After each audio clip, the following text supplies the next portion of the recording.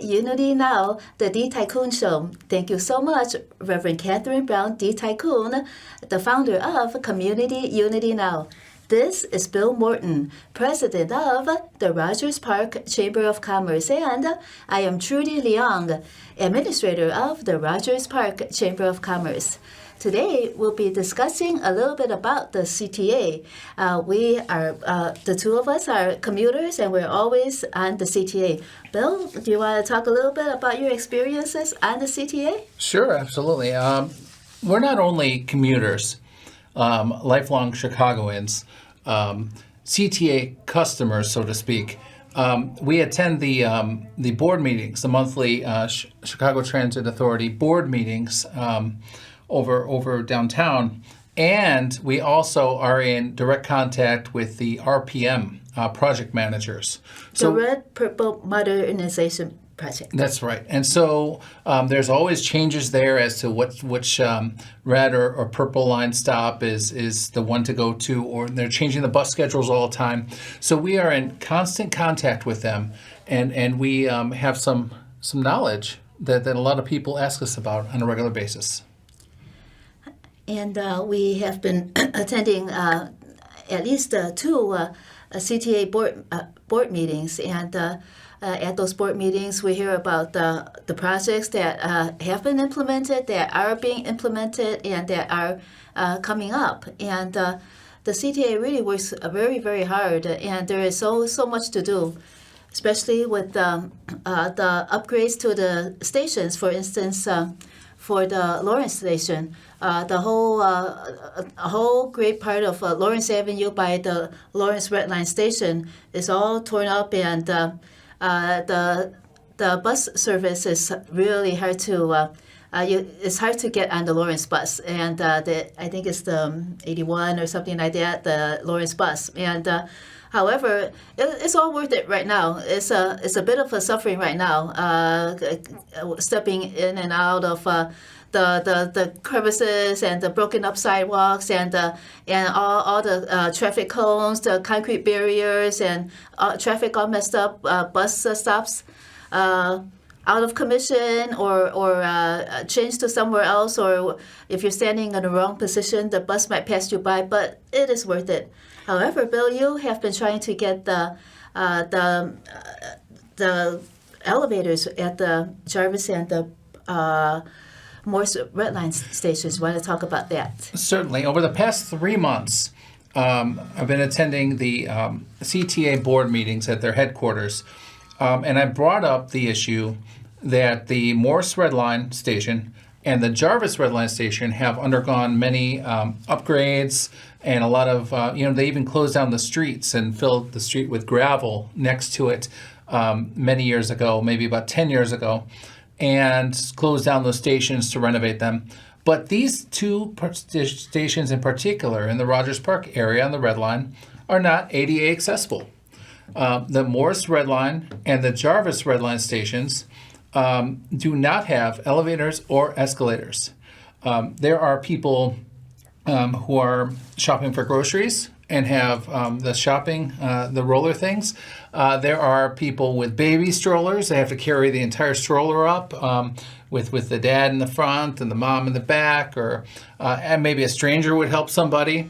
There are people with disabilities. There are elderly people. And they cannot utilize these CTA services. And I've worked very hard to illustrate to the CTA board, the chair and the board and the president, that these are very important updates to make. And not only are they just important, but they are by law. According to the ADA, you must have these accessible. With throughout the conversations, there's over 100 or over 200 different stations in the city of Chicago, and we met with the Red and Purple Line Modernization Project, and they explained the budgeting. They explained the timelines and the phases and what their plans were and what their plans are in the future. And again, I expressed that we need elevators and escalators on both the red Morse Red Line, and the Jarvis Red Line. The Loyola Red Line has it.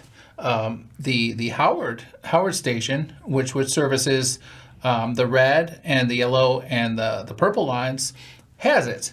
But if you come across Jarvis and Morse, there's much work to be done, and I feel they've been overlooked over all of this time.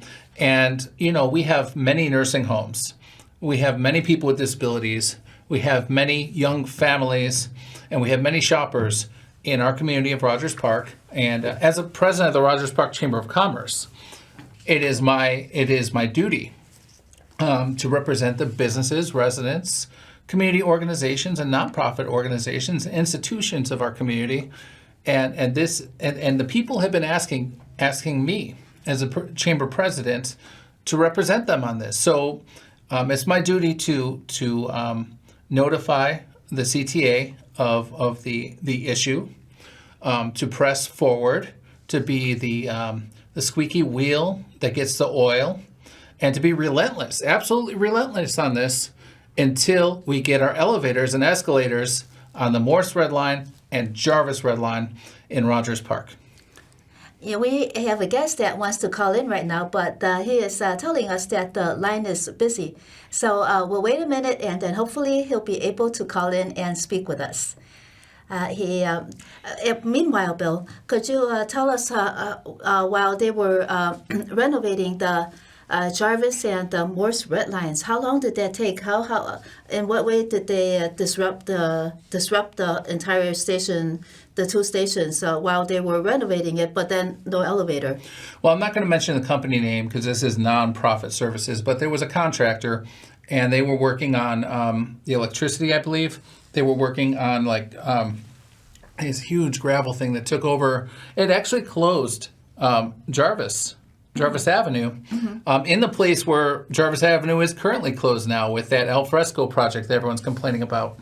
So the street was closed, and it was a big deal. People could not get through. Those businesses, those bars and restaurants, and grocery store, and they couldn't get their deliveries. They had to go backward through an alley with a semi truck, or they had to go down Greenview and really haul it down the way. So it was a real issue for especially Jarvis, but Morse as well. And I just, we got a little art installation on the wall, which was really nice.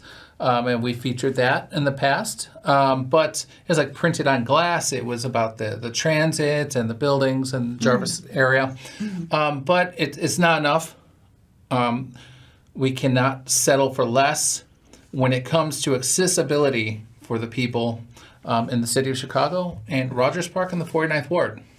Yeah, because even recently, our seniors and our constituents are still telling us, please, it's so hard.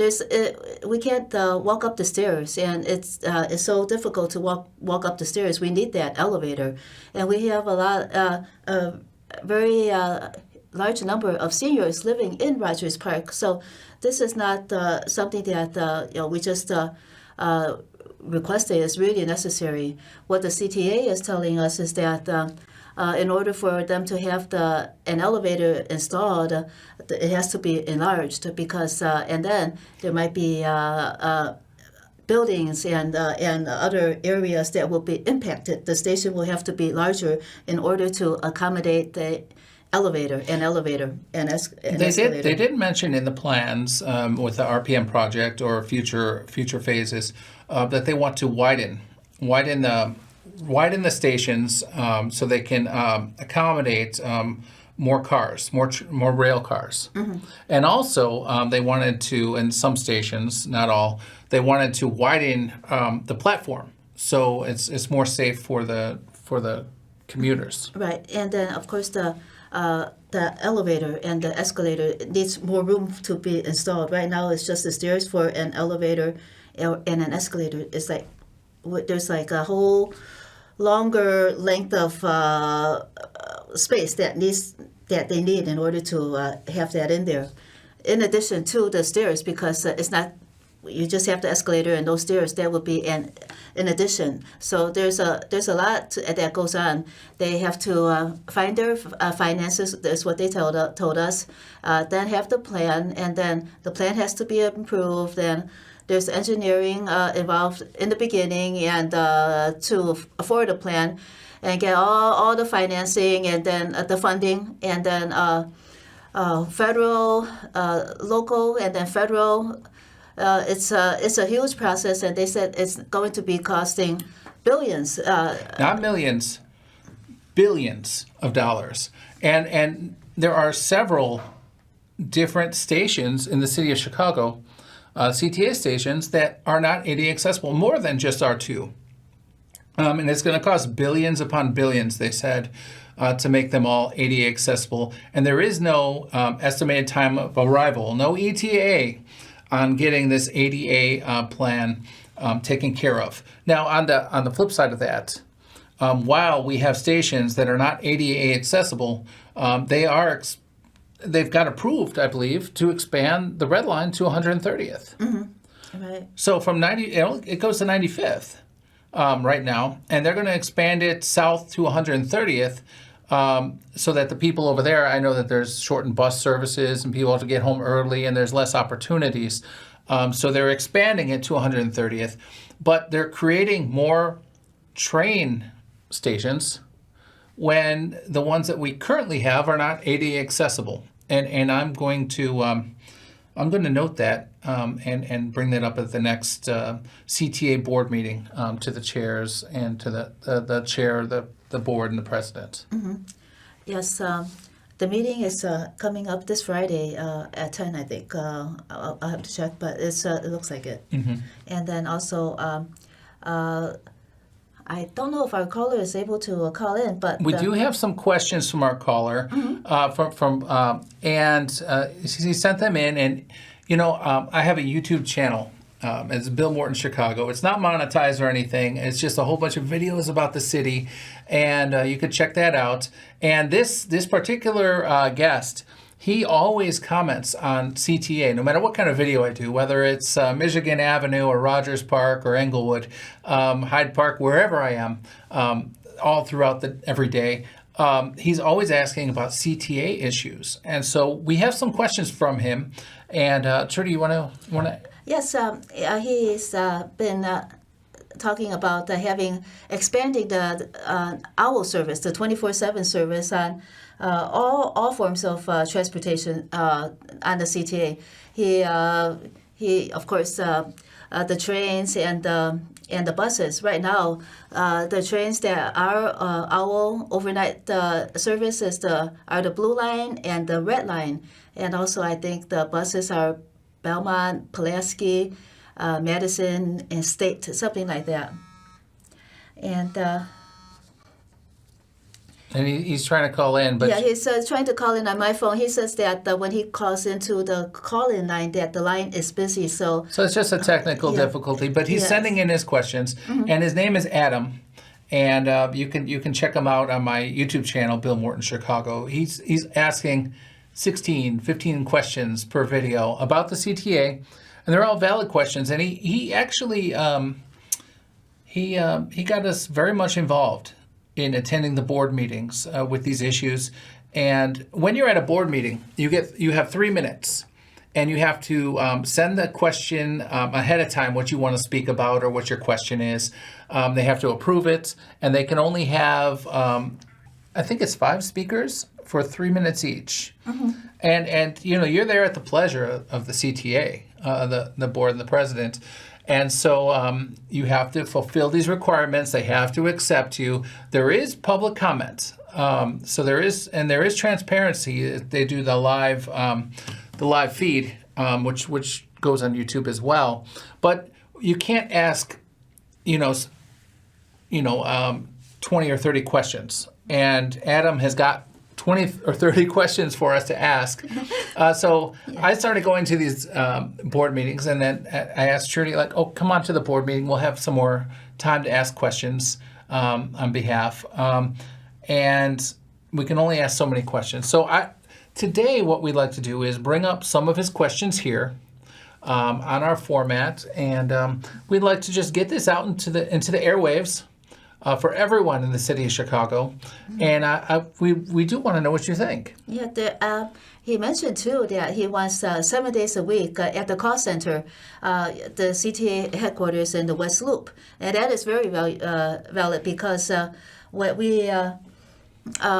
the writers call about is asking for help traveling from point A to point B, and that is only during business hours. But the callers need help oftentimes because even when we use the CTA trip planner, sometimes we get misguided directions. Well, they call it ghosting. And sometimes you'll see CTA Ghost Bus sticker around there. It's a whole thing. There's an organization or something doing that.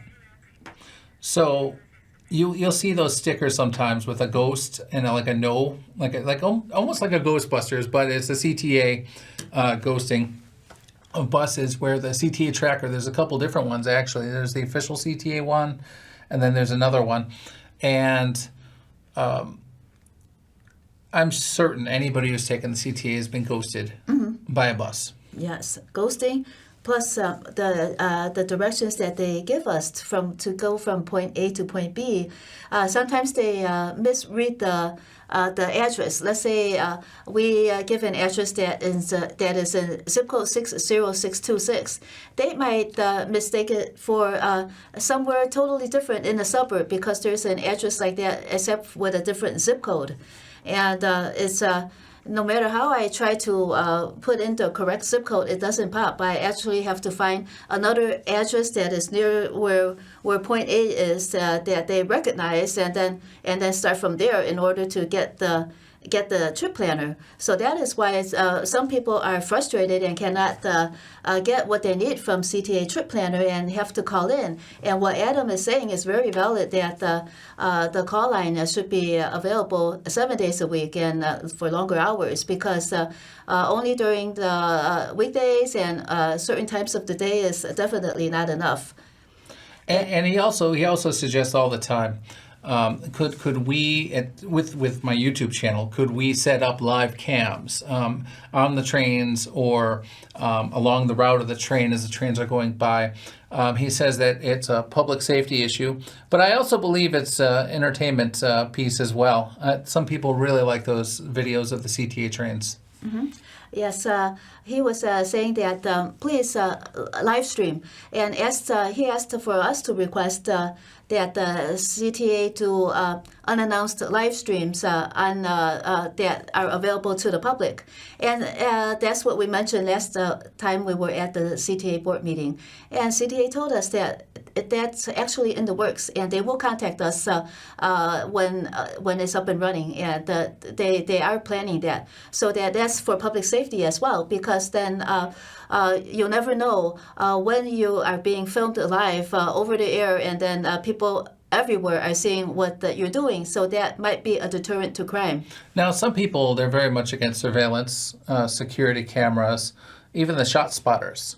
And other people, they believe that they are doing well. A lot of people are spending a lot of money on security cameras. Mm-hmm. You look at any small business, large business, parking structure. You look at any of these, even the expressways. These cameras, they wouldn't invest if they weren't doing some good for something. I'd like to know what you guys think. I'd like to know if you're for or against the live cameras. Mm-hmm. And you're more than welcome to comment on some of the videos that Bill does of the CTA. Or this video when it comes onto YouTube, mm-hmm. which you're probably watching on now. Right. And also, Adam mentions that when will staffing levels return to normal? Because pre-pandemic, there was not a shortage of drivers, and then there's a big shortage. They're always hiring. And then, Bill, do you want to discuss a little bit about the little bumps that how the bus is not controlled properly? Well, there's a whole bunch of, they're hiring. CTA is hiring. Let's just bump that. Let's promote that. CTA is hiring, and we're very much for that. They're hiring. I believe they're engineers. They're people to repair the buses. They're hiring drivers. They're hiring all kinds of people. They have a shortage of workers, and they're very well paid jobs and careers. I would suggest checking that out on the CTA website. Just look it up on Google, and you will find it. Look up CTA jobs, you'll find it.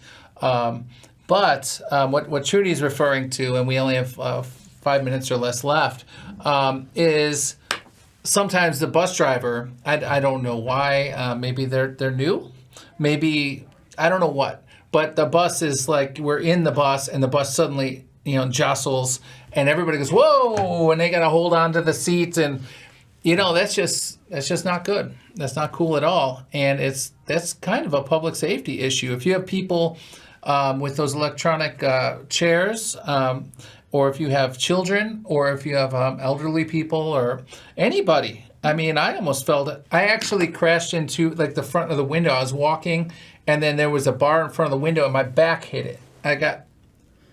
You were there that time. It was, I believe, on 77, the Belmont bus, and I didn't make a big issue about it. I didn't FOIA the video for that. I didn't sue the city or anything. But it is an issue, and that's what she's referring to. Have you experienced that? Yeah, one time, I think it was even pre-pandemic, there was like a little stop, or the bus was going a little bit too fast. I almost flew out of my seat. However, I do want to mention that there are so many very, very nice drivers, and very caring professional drivers. So it's just a couple of hiccups, but we do love our CTA. Yes, absolutely.